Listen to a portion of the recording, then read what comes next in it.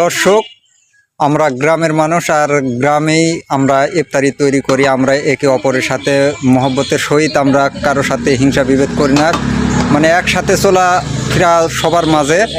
একজন ইফতারি করলে সেখানে সবাই উপস্থিতি হয় বা দাওয়াত করে।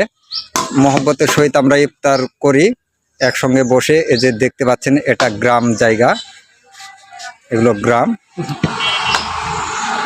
এই যে দেখতে পাচ্ছেন, এটা গ্রাম। আচ্ছা চাচা, আমরা যে এখানে যে ভিডিও করছি, এটা যে গ্রামের ইফতারি, একটু কিছু বলেন দর্শকের উদ্দেশ্যে। রান্ধনী সাহেব বলেন। আপনি আপনি আপনি আপনি কে শুনতে যাচ্ছে? হ্যাঁ, কিছু বলো। এটা আমার গ্রামের এক প্রকার ঐতিহ্য বলে চলে। অনেক বছর থেকে এভাবে আমরা প্রতিদিন ইফতারিতে আসি। দেখা দিন সমস্যার কারণে হয়তো হয় না, তাছাড়া প্রতিদিনই হয়। রোজার এক মাস ব্যাপী হবে। আর সবাই মিলে একটা ইফতার করে একটা মজাই আলাদা। চেষ্টা করি প্রতিদিন ইফতারি দেওয়ার।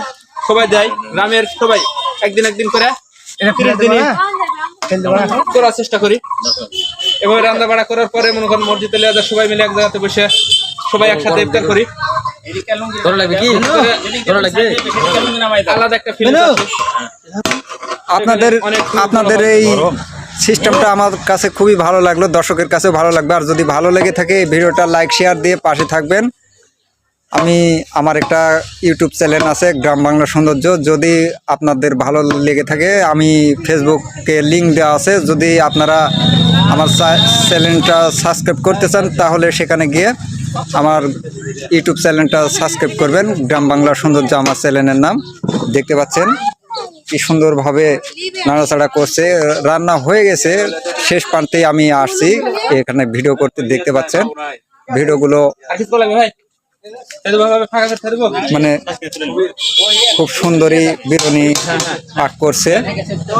আমি ইফতার বিষয়ে অনেক ভিডিওই তৈরি করে থাকি, আজকেও এইভাবে তৈরি করছি। আর যদি ভিডিওটা ভালো লেগে থাকে, আমার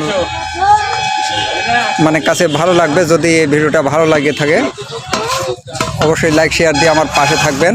আমি আপনাদের পাশে আছি। আমি আপনাদেরই সাধারণ একজন ভাই মন করেন। যদি ভালো লেগে থাকে, তাহলে আমার এই পেজটা ফলো দিয়ে রাখবেন। আর ভালো ভালো ভিডিও পেতে আমাকে এই ভরসা এই পেজটা ফলো দিয়ে রাখবেন। সবাইকে ধন্যবাদ।